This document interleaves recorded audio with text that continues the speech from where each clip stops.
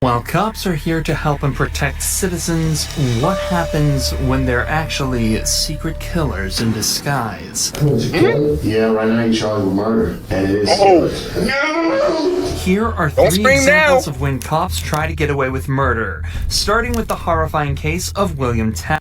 I'm not surprised at all that she did it. She's smiling. She happy she did it. Of when cops try to get away with murder, starting with the horrifying case of William Talley. On the 11th of May 2019, police received a worrying phone call explaining that former police sergeant William Talley had been in an argument with his girlfriend, Kelly Levinson. At some point during the fight, he fired gunshots at her. William quickly left the scene, stealing Kelly's truck, but was worried he may have done more damage than he realized. So I don't know anything since then. So nobody's here been injured? No, that's what I told him when I called. He told me that he was in helper. The police had to immediately treat this like a crime scene and decided to search the house to ensure Kelly's safety. He thinks he did more damage than he done. He thinks he killed her. What did you expect, nigga? What were you trying to do? Like, if you're shooting at somebody, if you're shooting at your wife or your girlfriend or whatever, the thotty, what do you expect to happen? Oh, I just want to hit her so she could just calm down and forgive me. Oh, I just want to hit her. So no, bro. If you shooting your girlfriend, bro, you mean death. Like, it ain't no other thing than that. You mean you want that to die. Simple as that. Like, what else would you possibly want? There was one thing on the officers' minds, and they were all silently pleading that they wouldn't find her dead. Deputy Brown, who used to work for the she would have called if she wasn't gone. Yep, she's right there. Sorry, you missed.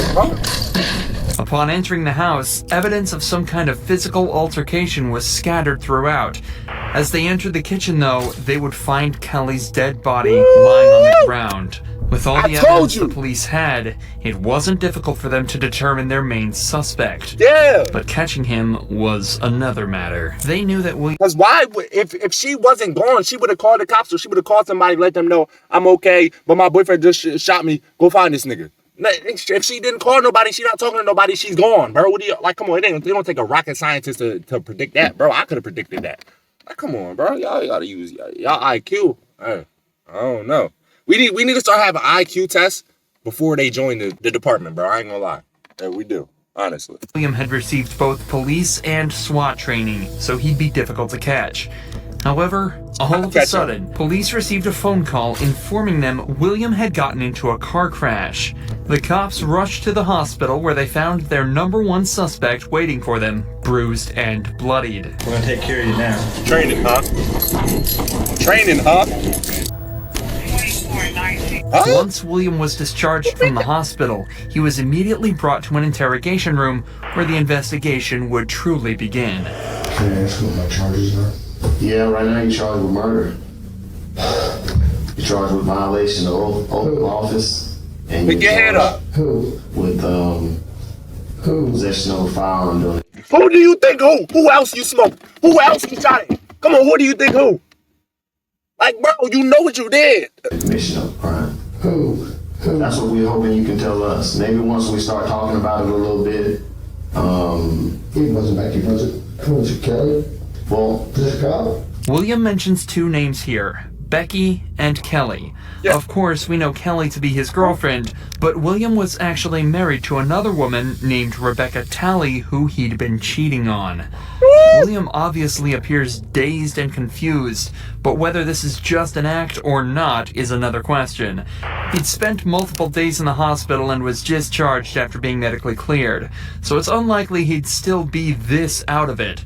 Regardless, it at least seems to be keeping him calm. At least for now. and you can sign this. Nobody's talking with me about things. Well, we're gonna get to that. That's what we're hoping to get to. No, I'm not talking until somebody talks to me. I can tell you who, if we can get started there. So wait, cause he keeps saying who? So what, you shot both of them? You did the wife and the girlfriend dirty? Come on, cuz. Come on, cuz. You want some weird shit. They talking about he got SWAT and police training, but he got into a damn car crash. What type of training was that? You know what I'm saying? Wait, y'all didn't teach him how to drive at first? That's the first thing you could have taught him. How to drive. And Miss Kelly. No! Don't do that. No! No! Tally, come on. Tally. What the heck? Bill. He throwing up? Billy. Are you a grown-ass man? You a grown-ass man. You know what you did. Face the consequences. There's a small chance William really is this distraught over Kelly's death, but he was completely unaware of what he was doing at the time. So it seems more likely that he's actually just using this as a guise to vent and scream about how his life is pretty much finished and over a small argument with his mistress. Yeah. He's also likely frustrated that he got caught so easily. Remember, this is a man with SWAT That's your and fault. police training. He knows how to evade the cops, but almost instantly after going on the run, his plans were shut down in an incredibly unpredictable way. William manages to calm down while the detective talks to him, but only for a few short seconds. He doesn't know how to evade the cops because he didn't do training with me. So he doesn't. Bill, no. Stop. Bill. Yeah, chill, bro. Bill, stop. You getting a little too out of control. Let's not do this, okay? Okay? Just let's not do this. Who else to guard it? Right now you're hurting yourself. I don't care about me. Well- Who else got hurt? There's no one I else. keep hearing when people whisper. Or whispers. Okay, well, what whispering do you hear? No, tell me the truth. Okay? There's no one else hurt, okay?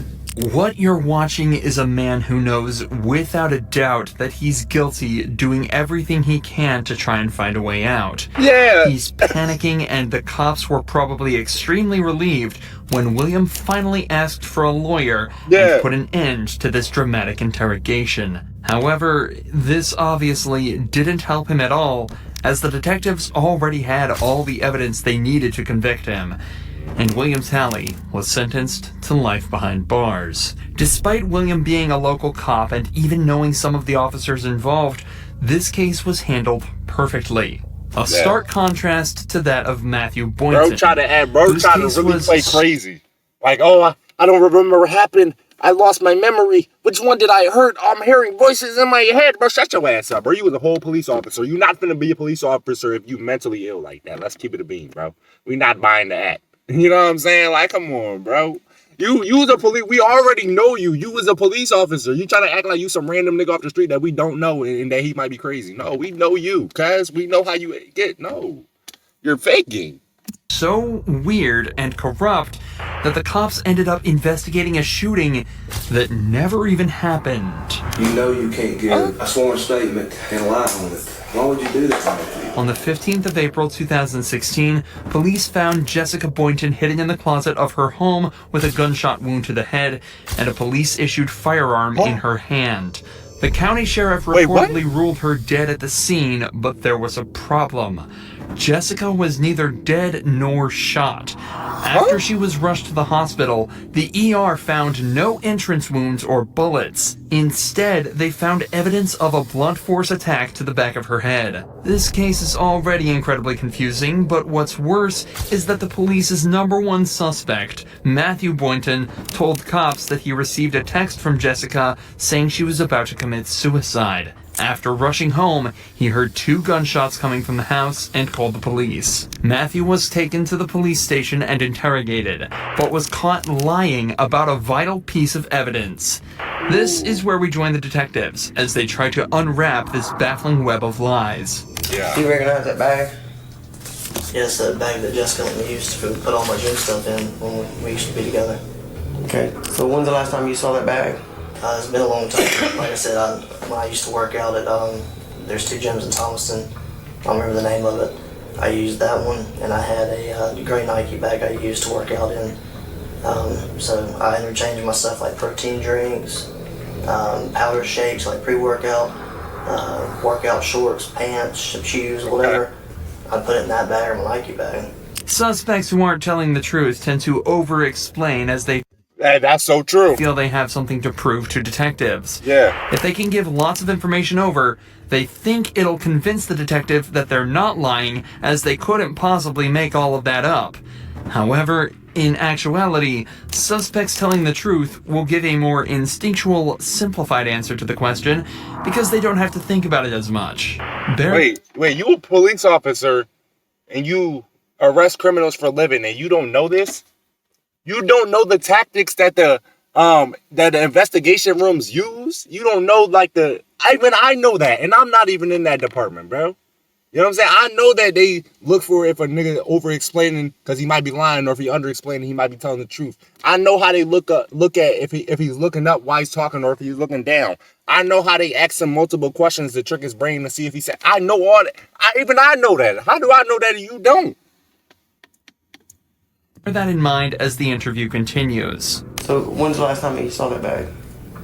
I mean, it's been a while. I don't know an exact date. I don't know. I think my stepdad, he had it in the white trailer, and that's been a while. And he brought it, but I haven't been through it or anything. Put it in my storage thing in my house, which is like when you pull in the driveway. Mm-hmm. It's a little storage thing on the right. You open the door and it's got all my stuff in there. I had to clean some of it out recently. That was tossed in there, but I mean, it's in there with a bunch of my stuff, like a brown tub I used to keep in my old patrol car with gym stuff in it and work stuff. Remember, that answer was given in response to the question, when was the last time you saw this bag? Yeah. Something that could have been answered in a single sentence. Yes. The detectives already knew that Matthew was lying about this bag, as that's the whole reason he was brought to the second interrogation. But now they're 100% sure he's hiding something, and they're about to call him out on it. All right, Matthew. Known you a long time. When y'all were in the process of moving, and you moved into the house that you're at now, your residence, did you or did you not see this bag? Yes, sir. It's in my storage room, in the garage. Now, why would I be holding a picture of this bag? I guess because Jessica brought it into you. Why would Jessica have it if you had it at your house? I don't know. I guess somebody got it from my garage or my shed. Who would have got it? There's a couple of people. I'm gonna give it a bean. Just stop.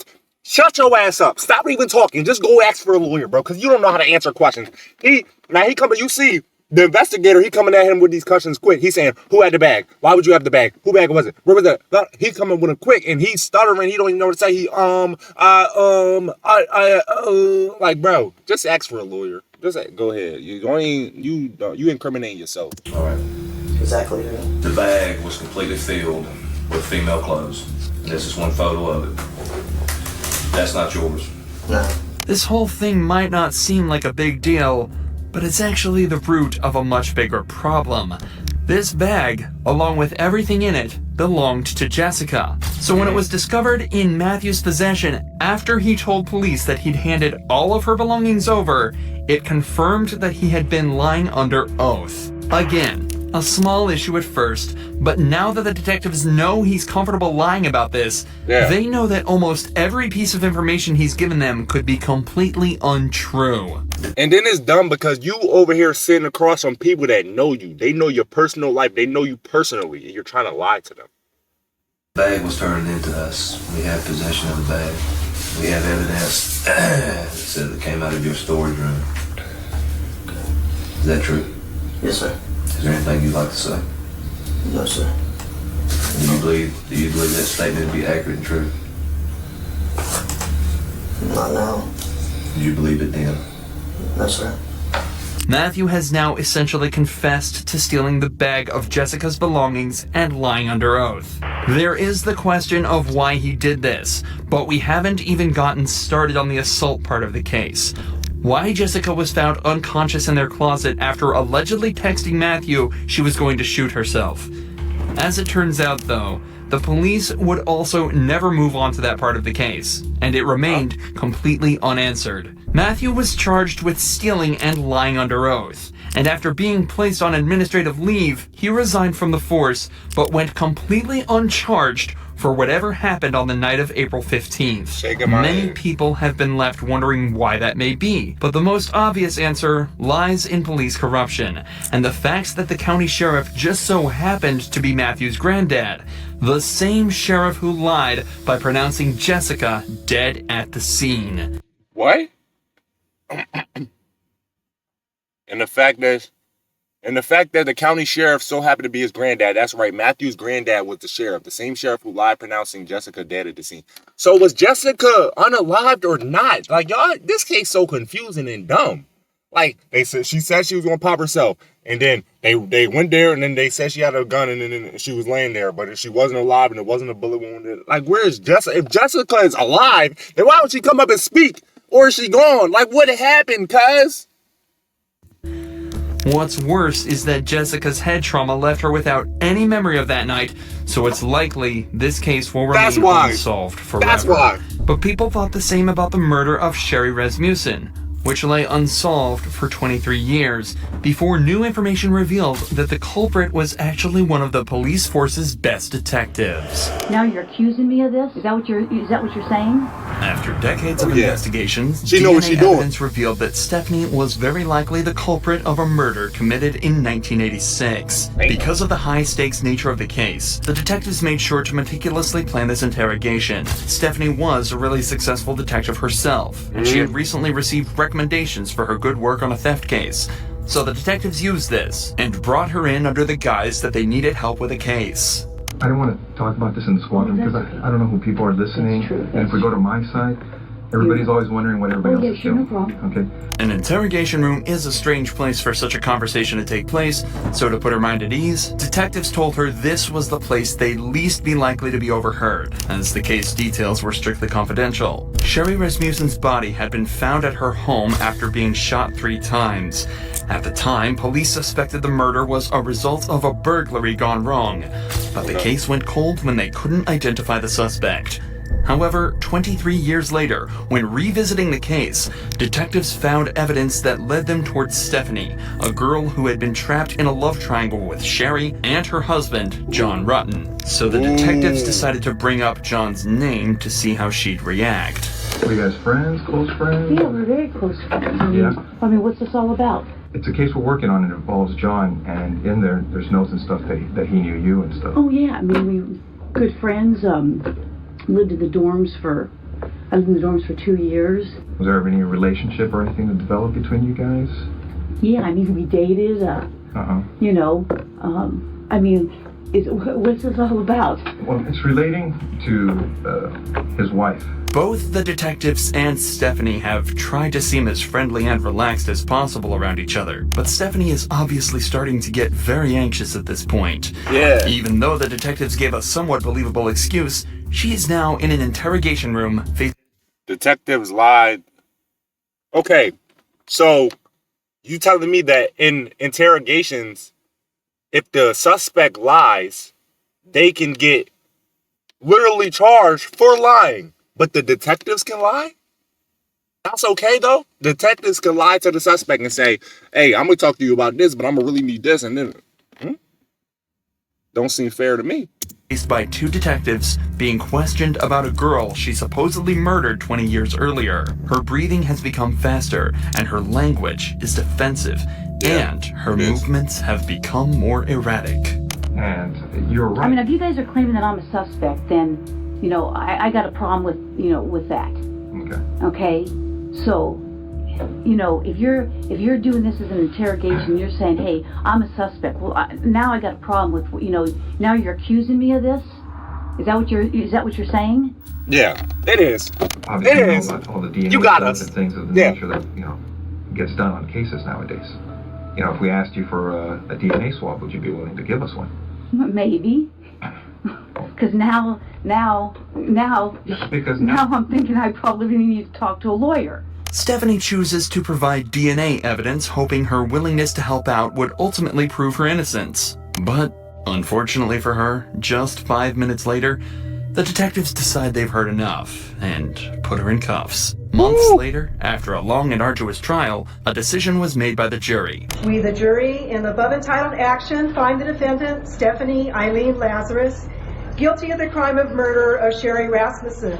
We further find the murder was of the first degree. After hiding it for 23 years, Stephanie Lazarus was finally found guilty of murder. And I know she mad. Shit, bro. She can't believe it. It's been 23 years. I know she mad and shit. There ain't no. It's different when you just committed a crime and then 9 months later you get booked for it. Like, oh, they got me. You feel me? But that shit, she thought that shit was gone. She thought that case was erased. She thought nobody was ever even going to think about that again. 23 years later. But my question is, why the hell are they worrying about a case for 23 years? What the hell? Like, what? She's been gone for 23 years. Why are y'all picking back up the case? That's what I want to know. Who the hell decided to pick back up the case? I know she mad, bro. Look at her eyes. She seeing red right now. She ready to attack the judge. Sentenced to 27 years behind bars. If you enjoy true crime videos like this, yo, I know she mad as a mother effer, bro. Ain't no way she not mad, cause I'll be mad, bro. She thought she was away with it. She thought she was off the hook. I got that. Yeah, you want to let my man crack while I'm at work, bro? Okay, bet. You feel me? Got her ass and got away with it and became a detective. Don't look like she was that good of a detective though, cause she still couldn't even get away with it. You feel me? And I see why. I see her trick. She tried to be like willing to give the DNA test because she knew if she said no, they would be like, yeah, we're on to something. She's guilty because why she don't want to give a DNA test? That's like me getting a bit pregnant and then she like, oh yeah, you the baby dad, and I'm like, no, I'm not. And then she like, okay, do a DNA test, and I'm like, no. The only reason I'm saying no is because I know that's my son. I know that motherfucker look just like me, got the same nose, same lips, everything. Like, that's the only reason I'm not trying to get a DNA test, because I don't want that to be my baby, but I know it is. That's the same thing that they would have said to her if she would have said no. You feel me? So, but it ended up, she knew she was cooked. Come on, let's be honest. Yeah, we got you. She was mad. That's why she started getting defensive, bro. Hey, leave a like on this video if you enjoyed it. It was a crazy video, but we're going to drop even more crazy bangers every single day. You feel me? That's why I need you to turn on post notifications so you're notified when I post, bro. Don't miss out. I'm telling you, hit the subscribe button too. And go ahead and drop a comment down below which out of these three you think was the craziest. The first one, the second one, or the third one. I think it might have been the third one. Third one was for so crazy as I ain't gonna lie.